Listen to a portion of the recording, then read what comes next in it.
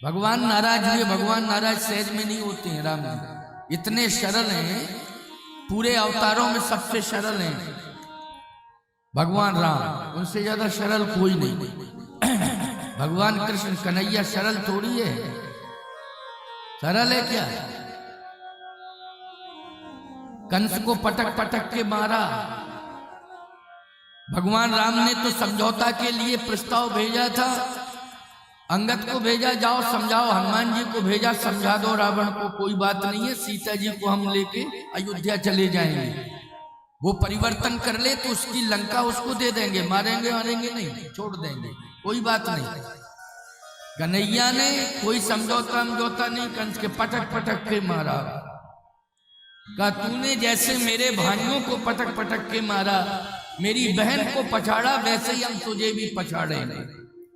कन्हैया कोई सीधा नहीं है, और नरसिंह भगवान तो और ही तेज है। उन्होंने तो हिरण्यकश्यप के वक्ष को विदीर्ण करके अंतड़ियां निकाल ली और माला पहन ली। बोले किसी ने माला ही नहीं पहनाई, देखो हम पहने हुए हैं माला, अंतड़ियां पड़ी हैं, माला, किसी की हिम्मत नहीं है। कौन छुए? उग्रम वीरम महाविष्णुम ज्वलंतम सर्वतो मुखम, ऐसा उग्र स्वरूप धारण करके विष्णु भगवान, महाविष्णु भगवान नरसिंह बन के प्रकट हुए। बोलिए नरसिंह भगवान की। लेकिन मेरे प्रभु राम तो बड़े सीधे हैं। एक बात आपको और बताएं, कल भगवान राम का जन्म हुआ। इतने सरल चतुर्भुजी रूप में विष्णु के रूप में ही प्रकट हुए थे। लेकिन कौशल्या जी ने कहा नहीं, छोटे बन जाओ, तुरंत ही छोटे बन गए। की जैसी सुलीला अति प्रियशीला, यह सुख परम अनूपा। शिशु बन जाओ, रो, सुन बचन सुजाना, रोदन ठाना, होए बालक सुरभूप। रोने लगे, छोटे बन गए, रोने लगे। बोलो है सरल कि नहीं? कन्हैया कारागार में प्रकट हुआ। देवकी वसुदेव रो रहे हैं। भगवान ने कहा क्यों रो रहे हो? अब मैं आ चुका हूं, अब रोने की जरूरत नहीं है। वसुदेव जी ने कहा कि इसलिए रो रहा हूं क्योंकि हम मेरे हाथ पैर बंधे हैं, हाथ पैर बंधे हैं। अच्छा बोलो, हथकड़ियां बेड़ियां पड़ी थी ना, कहे हाथ पैर बंधे हुए हैं। क्यों भैया? बच्चा पैदा हो और मां के हाथ पांव बंधे हो तो कितना कष्ट होगा। देखिए कि हम अपने बच्चे को ही नहीं पकड़ पा रहे, उसको ही नहीं संभाल पा रहे, कष्ट होगा कि नहीं होगा? देवकी मैया ने कहा यही तो कष्ट है कि मेरा बेटा बन गया लेकिन मैं स्पर्श नहीं कर पा रही हूं, पकड़ ही नहीं पा रही हूं। क्यों? हाथ बंधे हैं मेरे, बेड़ियां पड़ी हैं पैरों में, कष्ट की बात है। वसुदेव जी ने कहा कि मैं क्या करूं, मैं भी तो असमर्थ हूं। सोचो जरा, विचार करो।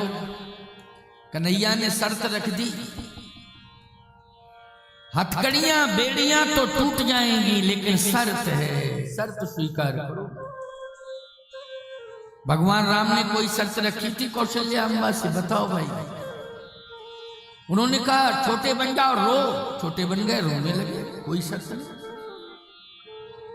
कन्हैया कहता है शर्त है मेरी। क्या शर्त है?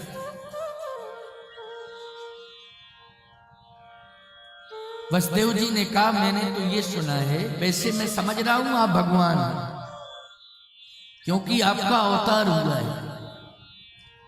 भले ही और लोग न जाने, मेरे सामने तो प्रकट हुए हो तो भगवान ही हो।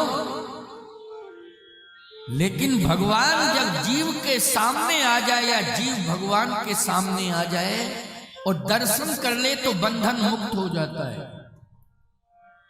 क्यों भाई, भगवान के सामने अगर जीव पहुंच जावे तो बंधन मुक्त हो जाएगा कि नहीं? या भगवान जीव के सामने आ जाए तो जीव बंधन मुक्त हो जाता, कोई बंधन नहीं। मैं समझ रहा हूं कि भगवान मेरे सामने है, लेकिन फिर भी बंधा हूं, बंधन मुक्त क्यों नहीं हो रहा? कन्हैया मुस्कुराने लगा। वसुदेव जी महाराज ने कहा, क्यों हंस रहे हो? जीव के सामने भले ही ब्रह्मा आ जाए, लेकिन जीव को पहले ये संकल्प लेना पड़ेगा, क्या? कि मैं अब संसार का जो भार है, उस भार का मैं त्याग करता हूं। संसार का, देखिए भगवान कह रहे हैं, इस बात को तुम लोग भी सुन लो, बड़ी अच्छी बात है ये, सबके लिए प्रेरणादायी बात है, सबके लिए प्रेरणादायी बात है। जीव भगवान के सामने आवे, ब्रह्म के सामने आवे, तो उसे संसार के संपूर्ण भारों का त्याग कर देना चाहिए। क्यों भैया, एक साथ दोनों काम नहीं हो सकते। हंसो, ठटाओ, फुलाओ गाल, एक साथ नहीं हो सकता ये कि हंसो भी और गाल भी फुलाओ, कहां से हो जाएगा?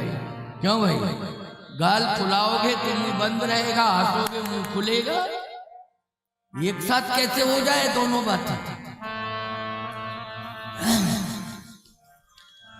भगवान ने कहा, जीव को संपूर्ण संसार के भार दूर करने होंगे और परमात्मा को सिरोधार्य करना होगा। और जैसे ही वो संसार के भारों का त्याग कर दे और परमात्मा को सिरोधार्य करेगा, संपूर्ण बंधनों से परमात्मा उसे मुक्त कर देगा। बस फिर क्या हुआ, जैसे ही हाथ बढ़ाए भगवान को पकड़ने के लिए कि मैं आपको सिरोधारी कर रहा हूं, और जैसे ही हाथ बढ़ाए तो अपने आप हथकड़ियां खुल गई और थोड़ा सा बड़े पैरों की बेड़ियां टूट गईं और भगवान को वसुदेव जी ने उठाया, कन्हैया को, और सिर के ऊपर धारण कर लिया। प्यारे भगवान को सिरोधारी कर दिया। तब आगे कदम बढ़े। क्यों भाई, नंद बाबा के यहां तब ले गए। तो सीधी सी बात यह है, कन्हैया शर्त भी रख देता है। कृष्ण भगवान शर्त रख देते हैं, लेकिन प्रभु राम कोई शर्त नहीं रखते। बस एक ही उनकी बात है, केवल एक ही बात है, क्या? निर्मल मन जन सो मोहि पावा, निर्मल मन जन सो मोहि पावा, मोहि कपट छल छिद्र न भावा, मोहि कपट छल छिद्र न भावा, मोहि कपट छल छिद्र न भावा, मोहि कपट छल छिद्र न भावा, निर्मल मन जन सो मोहि पावा, निर्मल मन जन सो मोहि पावा, मोहि कपट छल छिद्र न भावा, मोहि कपट छल छिद्र न भावा, निर्मल मन जन सो मोहि पावा। निर्मल अंतःकरण जिसका हो जाए वही मुझे प्राप्त कर सकता है। तो निर्मल हो जाओ, क्या परेशानी? निर्मल का मतलब आपको ऐसा नहीं करना है, बाहर से तो आप साबुन लगा सकते हैं, लेकिन अंदर गंदगी है, उसमें कौन सा साबुन का प्रयोग होगा। और ऐसी गंदगी है अंदर। मैं आपको एक बात बताऊं, अन्न से संबंधित कोई विकार है तो दवाओं से, औषधियों से उसको दूर किया जा सकता है। जैसे कभी कभी समस्या होती है उधर विकार, तो डॉक्टर कहता है ये गोली खा लो, ये सिरप पियो, ऐसा करो। आयुर्वेद में भी तमाम उपचार हैं। तो वो अन्न से संबंधित गंदगी सारी दूर हो जाती है। लेकिन काम, क्रोध, लोभ, मोह, मद, मत्सर, ये खड विकारों की जो गंदगी है, क्या कोई दवा इनको ठीक कर सकती है? नहीं। कोई सिरप नहीं, कोई दवा नहीं, साबुन, कोई साबुन नहीं, कोई डिटर्जेंट नहीं है ऐसा। फिर भगवान कहते हैं जब तक ये विकार दूर नहीं होंगे तब तक हम प्राप्त नहीं हो सकते। तो फिर इसके लिए क्या करना होगा? बोले इसके लिए काम, क्रोध, लोभ, मोह, मद, मत्सर, इन विकारों को दूर करने के लिए वैद्य की जरूरत नहीं है, सदगुरु की जरूरत है। सदगुरु के पास जाओ, सत्संग सुनो, ये तुम्हारे विकार दूर हो जाएंगे, ये गंदगी तुम्हारी सब दूर हो जाएगी। सदगुरु वैद्य वचन विश्वास, इसलिए सदगुरु की शरण में जाना आवश्यक है। आप सब तो सदगुरु की शरण में आ गए, ये सत्संग सुन रहे हो, ये सदगुरु की शरण है। अच्छा भैया एक बात आपको बता, अगर गुरु के जीवन में विकार आ जाए तो किसकी शरण में जाए? जीव के जीवन में विकार आता है तो सदगुरु की शरण में जाता है। क्यों भाई, जाता है कि नहीं? लेकिन सदगुरु के विकार आ जाए तो वो परमात्मा की शरण में जाओ। किसकी शरण में? परमात्मा की शरण में जाओ। परमात्मा की शरण में गया।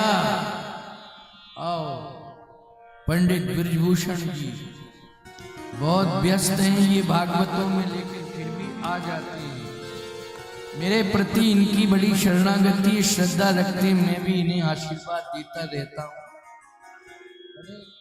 मुखर और यशस्वी वक्ता है, मेरे कृपा पात्र में आशीर्वाद।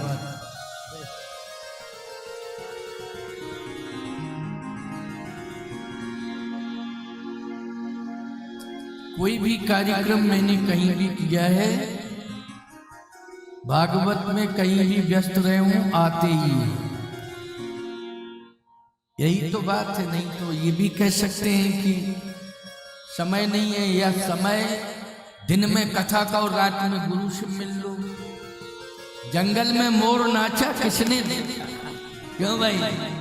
लेकिन नहीं, जब कथा होती है व्यासपीठ का सम्मान करने आते हैं। ऐसा है, कथाएं तो सभी लोग कह लेते हैं, क्योंकि जिसने अभ्यास किया है कथाओं का वो कह लेता है। लेकिन ग्रंथ की कृपा हो जाए ये अलग बात है। ग्रंथ को रट लिया जाता है, खूब श्लोक रट लो, कथाएं, इतिहास पूरा रट लो, लेकिन कृपा होना बहुत आवश्यक है। ग्रंथ की कृपा जब हो जाती है तो फिर वो ग्रंथ जो है लोगों को मजबूर कर देता है कि अमुक व्यास से ही कथा सुननी है ना। ब्रजभूषण जी के ऊपर ग्रंथ की कृपा हो गई है, इसलिए लोग इनसे भागवत ज्यादा सुनते हैं कि ग्रंथ की कृपा है। भागवत ग्रंथ अच्छा कहते हैं। एक बार एक सज्जन मेरे पास आए, उन्होंने कहा महाराज ये बालक मैं आपको दे रहा हूं, आप इसे रामचरितमानस की कथा सिखा दें, सीख जाएगा तो अच्छा ही होगा। मैंने कहा देखो भाई, बच्चा मेरे पास रहे और कथा वो सीखे, लेकिन ये गारंटी नहीं है कि कथा सीख जाने के बाद वो इतना प्रभावी वक्ता बन जाए कि लोग उसकी कथा सुने। बोले महाराज इसके लिए क्या करना पड़ेगा? हमने कहा इसके लिए तो रामचरितमानस ग्रंथ की कृपा होनी चाहिए। बोले रामचरितमानस ग्रंथ की कृपा कैसे होगी? हमने कहा वो केवल यही न सोचे कि हमें रामायण को रटना है और रामायण के माध्यम से हमें अपनी उदर पूर्ति करना है, परिवार का प्रतिपाल करना है, ये ना सोचे। रामचरितमानस के द्वारा सभी का कल्याण हो जाए ये भाव रखे और 108 बार रामचरितमानस बिना गैप दिए पूरा पढ़ ले तो रामायण की कृपा अपने आप हो जाए, अपने आप हो जाए। मैंने बताया उपाय, तो एक बात आपको बताएं, वो बालक अब ये अच्छी कथा कह रहा है, मेरा ही से साधु भी बन गया, राजीव लोचन दास उसका नाम है, अच्छी कथा कहने लगा, छत्तीसगढ़ का है। उसी दिन उस लड़के के मन में भी आया कि गुरुदेव के साथ बाद में जाएंगे, पहले गांव के हनुमान जी को 108 रामायण सुनाएंगे। और उसी दिन वो मुझे प्रणाम करके अपने गांव में बैठ गया, 108 रामचरितमानस का पाठ हनुमान जी को सुनाया, तब वो मेरी सेवा में आया। अब रामायण की कथा अच्छी कहने लगा, साधु बन गया।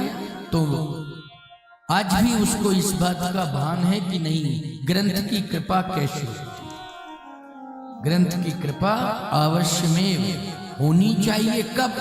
जब हम ग्रंथ के प्रति समर्पण करेंगे, गुरुदेव की आज्ञा को श्रोधारी करेंगे। इन्होंने भी अब ग्रंथ पर विश्वास किया है, ग्रंथ के प्रति समर्पण किया है। चित्रकूट धाम के कई गांवों में ये कथा कहती है। वहां का सांसद आर के पटेल उसके घर में कथा कहता। हाँ, हमारे यहाँ का चित्रकूट का सांसद है। अब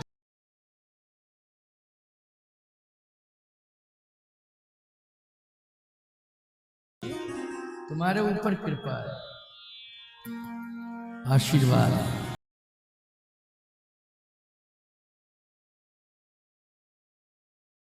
चर्चा चल रही थी कि ब्रह्म को शिरोधारी कर, यदि शिरोधारी कर लिया तो समझ लेना योगक्षेमम वहाम्यहम, सारी जिम्मेवारी भगवान की होगी, फिर वही संभालेगा। लेकिन महात्मा के जीवन में अगर विकार आ जाए तो उसे कौन धोएगा? मान लो गुरु चेले के विकारों को ज्ञान के माध्यम से साफ करता, गुरु वही के जीवन में विकार आ जाए तब क्या करोगे? बोलो भाई। याद रखना, उस महापुरुष को चाहिए, महात्मा को चाहिए कि वो बस परमात्मा की शरण में मन वचन कर्म से समर्पित हो जाए, इधर उधर कहीं जाने की जरूरत ही नहीं है। बस संपूर्ण योगक्षेम वहां परमात्मा करेगा। बालकांड का यही प्रमाण है। क्या विश्वामित्र जी किसकी शरण में गए? किसकी शरण में गए? भगवान की शरण में। बोलो गए कि नहीं? अयोध्या गए थे हरिश्चंद्र जी के समय में। उस समय समर्पण का भाव लेकर के नहीं गए थे। बोलो गए थे क्या? नहीं नहीं, समर्पण का भाव लेकर के नहीं गए थे, बल्कि विश्वामित्र जी महाराज उस समय तो हरिश्चंद्र जी महाराज की परीक्षा लेने के लिए गए थे, सत्य की परीक्षा लेने के लिए गए थे। परीक्षा लेने वाला व्यक्ति समर्पित नहीं होता है। होता है क्या? नहीं होता है। जिसकी परीक्षा ली जाती है वो व्यक्ति समर्पित होता है, और अगर समर्पित है वो तो फिर सफल हो जाएगा, और नहीं है तो फेल हो जाएगा। विश्वामित्र जी महाराज सत्य की परीक्षा लेने गए थे, लेकिन हरिश्चंद्र जी महाराज सत्य की परीक्षा ली, लेकिन पास हो गए कि नहीं हो गए, सफल हो गए कि नहीं हो गए। विश्वामित्र जी महाराज को शर्मिंदित होना पड़ा। किसके सामने? हरिश्चंद्र जी के सामने।